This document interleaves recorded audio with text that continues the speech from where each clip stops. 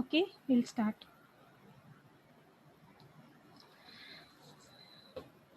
In this special lecture, first zeroth generation அப்படின்னு பார்க்கும்போது 1945 ஆரம்பிச்சது. இது வந்து ஒரு ஹேண்ட் ஓவர். பழைய படம்லாம் பார்த்துருந்தீங்கன்னா, ஒரு ஃபோன் எடுத்துக்கிட்டோம்னா நம்ம வந்து இப்போ சென்னைக்கு கால் பண்ணணும் அப்படின்னா, பாண்டிச்சேரியிலேருந்து சென்னைக்கு கால் பண்ணணும் அப்படின்னா, they will make if you can't hear you just tell me. சரியாப்பா?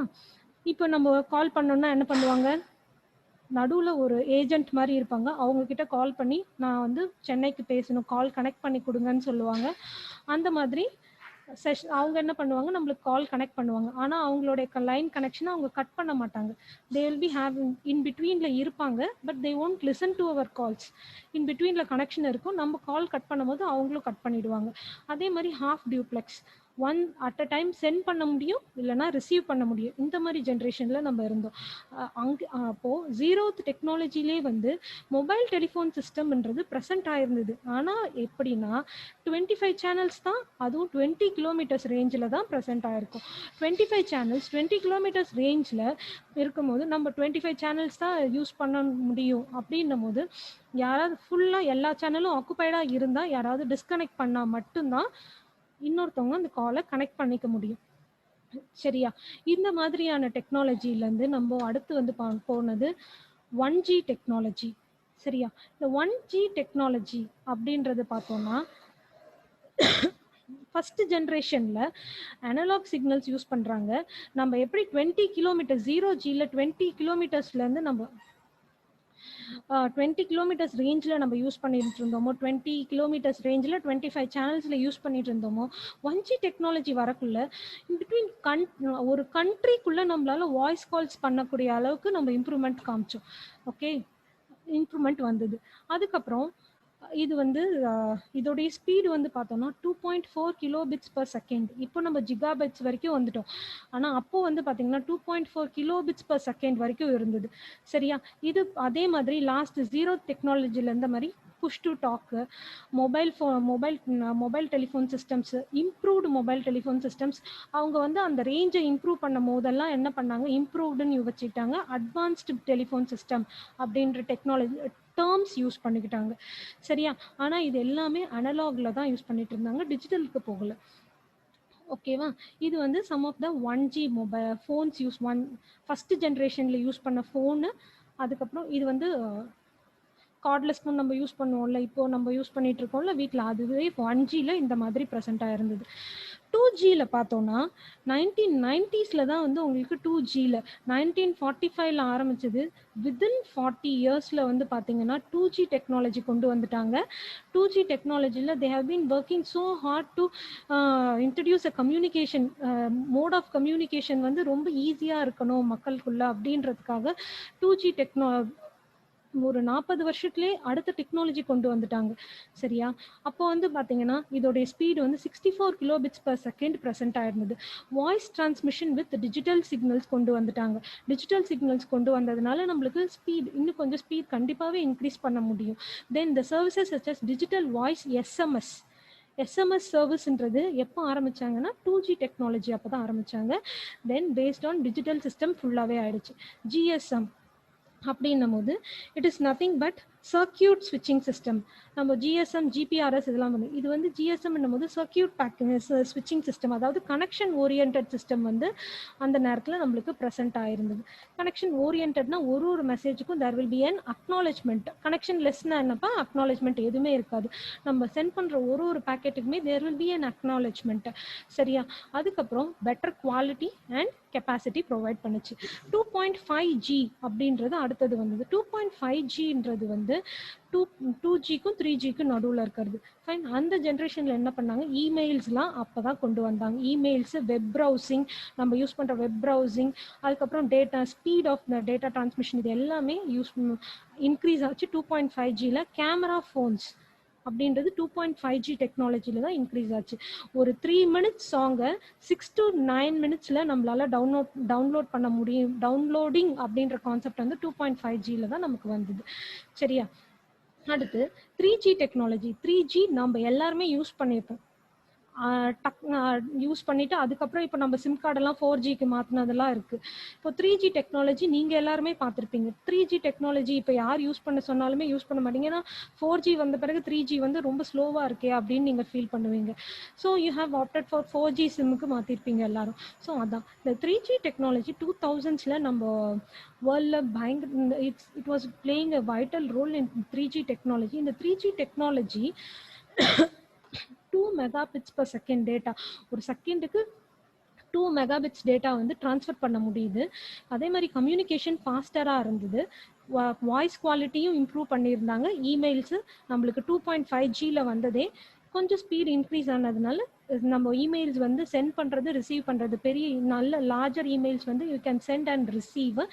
அதே மாதிரி it is of high speed and security அப்படின்ற கான்செப்ட் கொண்டு வந்தாங்க. Video process video since as we have increased our data rate வீடியோவும் நம்மளால அப்புறம் டவுன்லோட் பண்ண முடிஞ்சது. We have gone for gaming, conference நடத்துறது, டிவி ஸ்ட்ரீமிங், அதுக்கப்புறம் மொபைல் டிவி, இது எல்லாமே வந்து நம்ம 3G டெக்னாலஜியில் தான் பார்க்க ஆரம்பித்தோம்.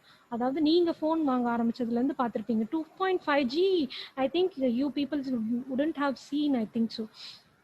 இந்த ஃபோன்ஸ் நீங்கள் வந்து உங்கள் அப்பாலாம் நீங்கள் சின்ன வயசில் இருக்கும்போது உங்கள் அப்பாலாம் அப்பா அம்மாலாம் யூஸ் பண்ணியிருப்பாங்க. பட் நீங்கள் 3G வரைக்கும் யூஸ் 3Gலேருந்து ஸ்டார்ட் பண்ணியிருப்பீங்க. 3Gயில் தான் நீங்கள் ஆரம்பிக்கும் போதே வீடியோஸ் பார்த்துருப்பீங்க, கேமிங் எல்லாமே நீங்கள் உங்கள் மொபைல் ஃபோன் வாங்கக்குள்ளே எல்லாமே இருந்திருக்கும். ஏன்னா you would have bought from college வந்த பிறகு தான் நீங்கள் வந்து 3G டெக்னாலஜி ஃபோன் மீன்ஸ் உங்கள் ஃபோன் மொபைல் ஃபோன் வாங்கியிருப்பீங்க which would have already been a 3G. நம்ம அந்த 3rd ஜென்ரேஷனுக்கு நம்ம அப்போ வந்துட்ட பிறகு தான் நீங்கள் வாங்கியிருப்பீங்க. ஸோ எல்லா ஃபெசிலிட்டிஸுமே நீங்கள் பார்த்துருப்பீங்க.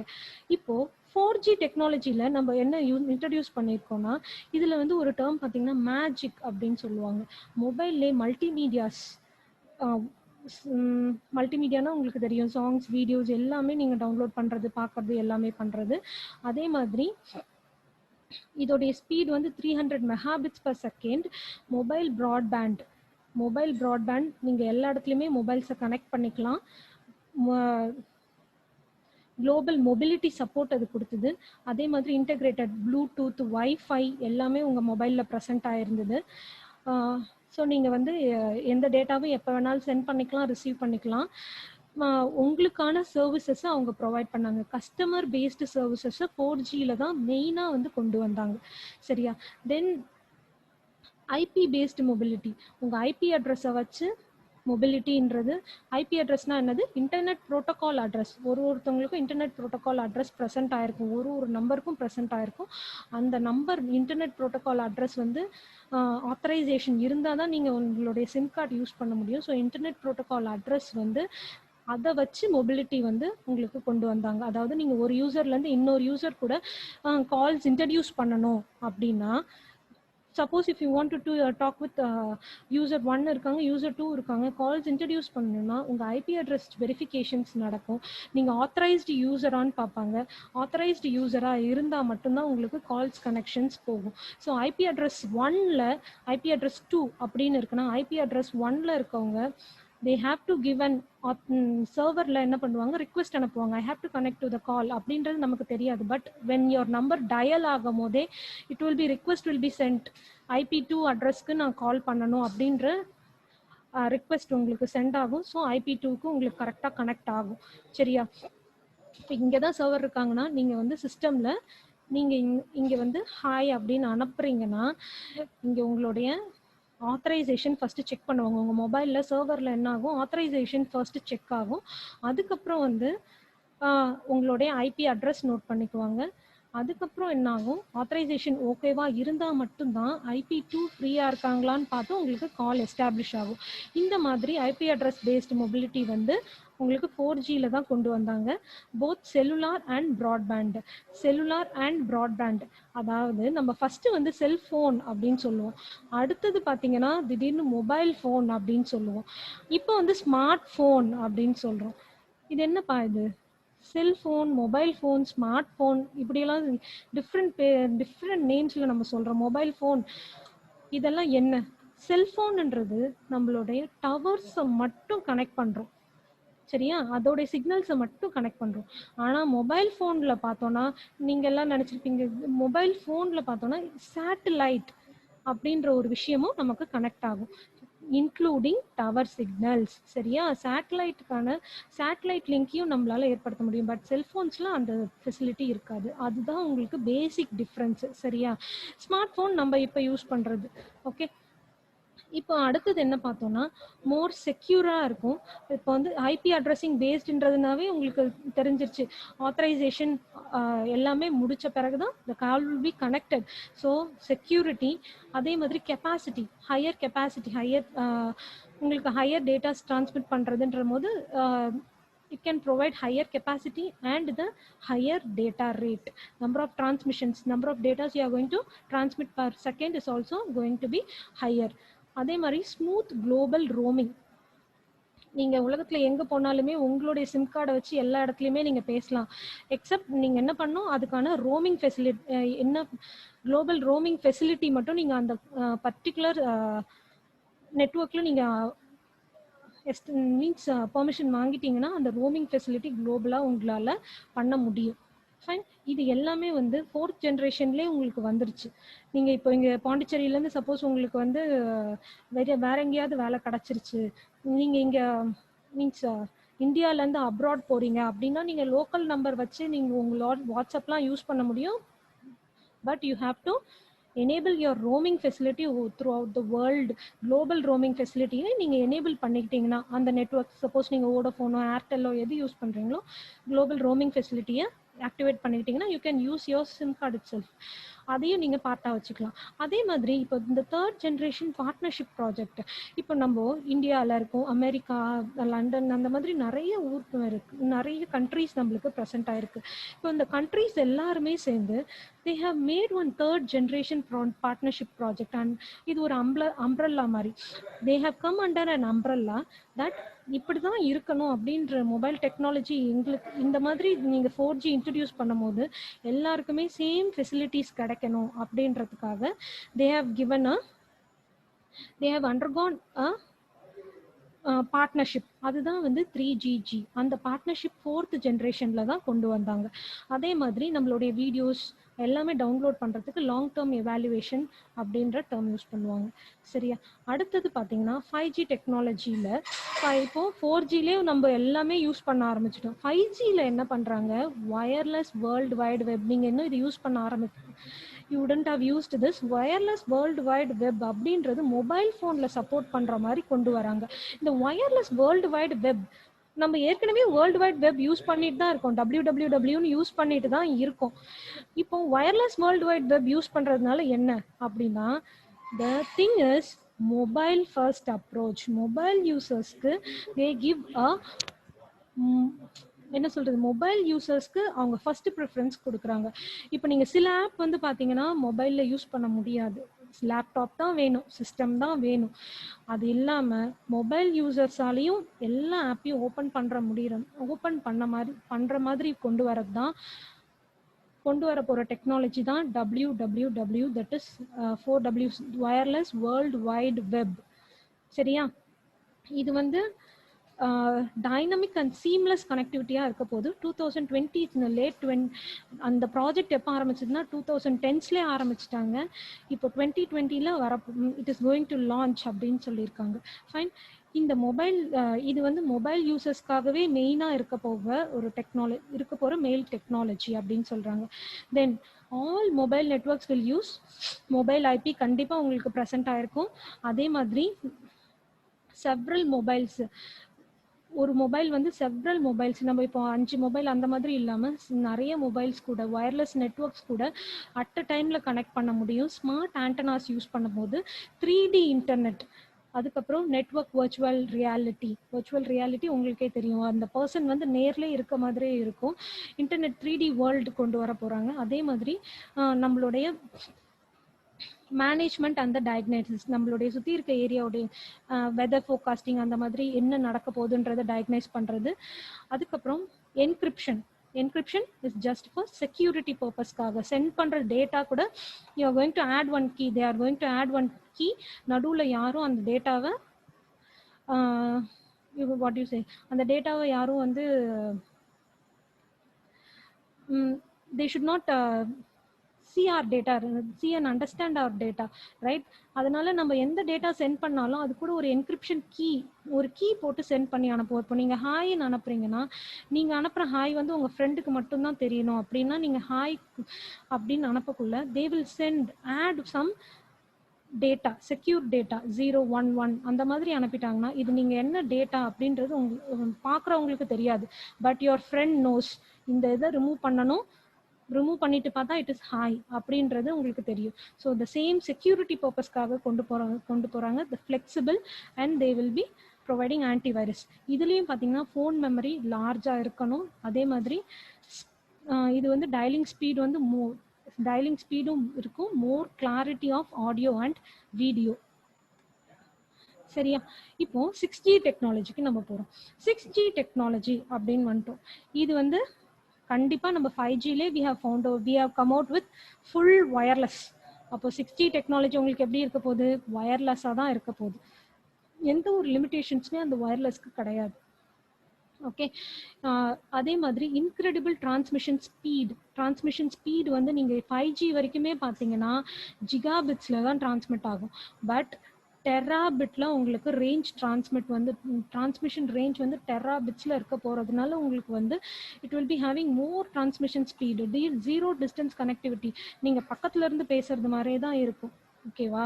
நீங்கள் எவ்வளோ தூரத்தில் இருந்தாலும் உங்களுக்கு ஃபாஸ்ட்டாக கம்யூனிகேஷன் நடக்கிறதுனால இட் வில் பி லைக் நீங்கள் பக்கத்துலேயே உட்காந்து பேசுகிற மாதிரி இருக்கும். அதே மாதிரி மேக்ஸிமைஸ் டேட்டா த்ரூபுட் பார்த்தீங்கன்னா இன்புட் அவுட்புட் ஆப்ரேஷன்ஸ், இது வந்து ஐஓபிஸ்னா வந்து input out operations per second.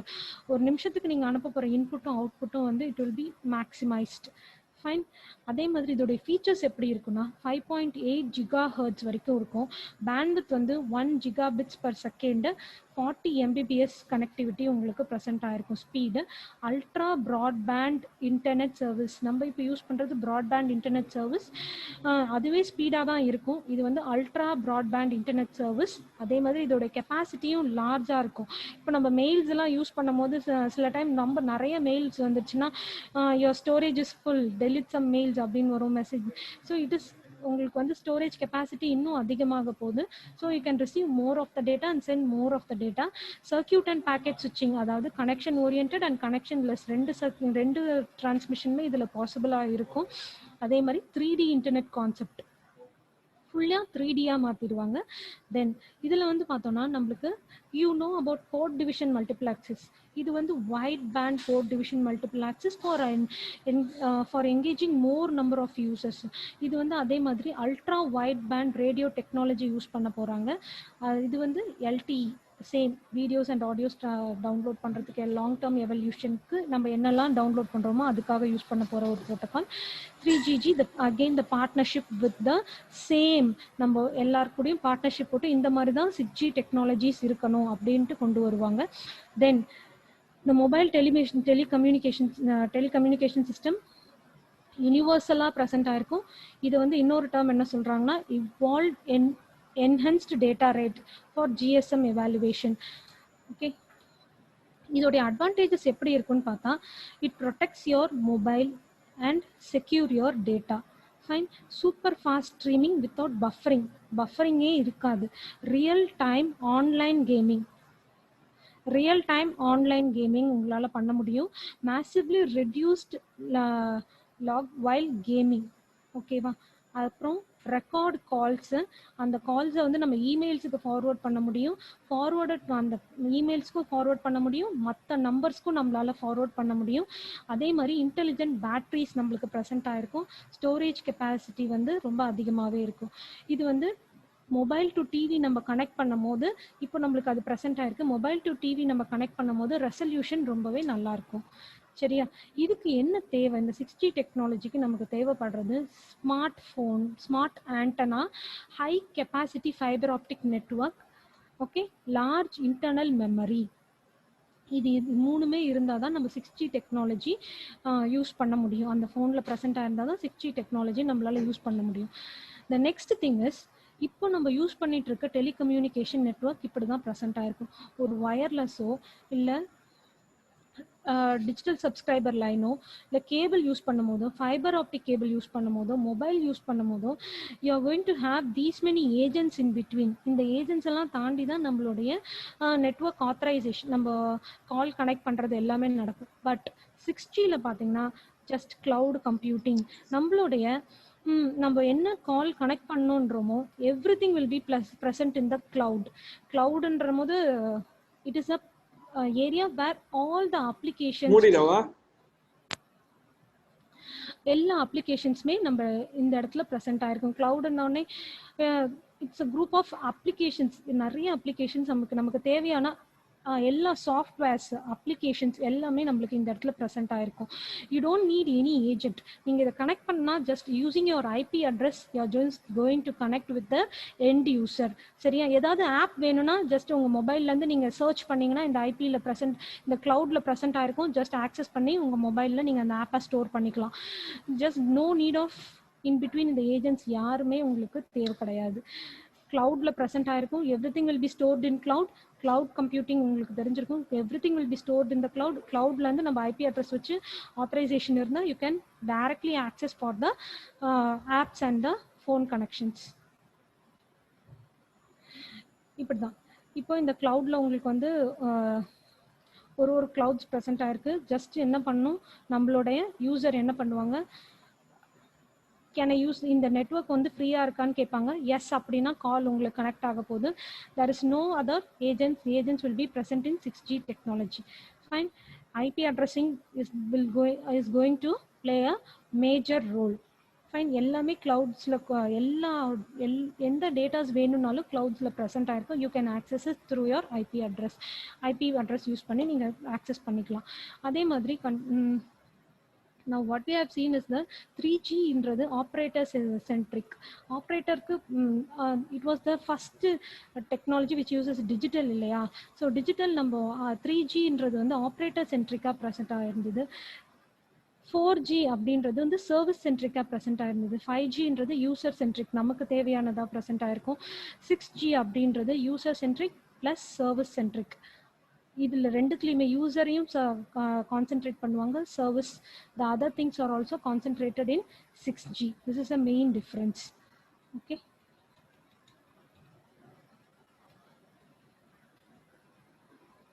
So from நம்ம இப்போ எதுலேருந்து வந்திருக்கோம், வி ஹாவ் 1945லேருந்து now we are in the 6G டெக்னாலஜின்றது 2030s it will be emerged.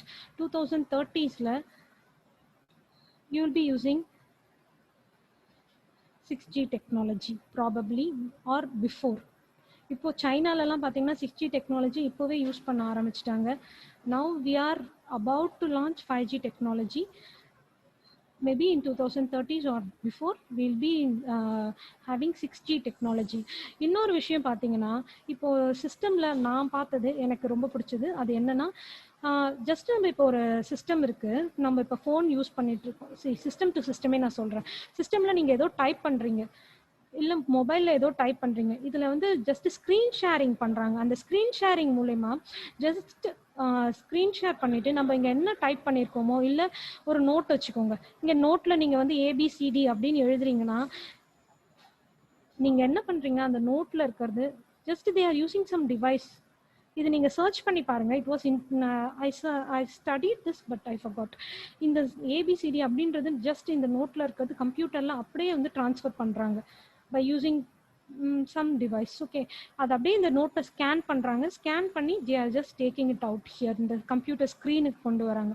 அதை பற்றி இன்னும் படித்து பாருங்கள். It was more interesting.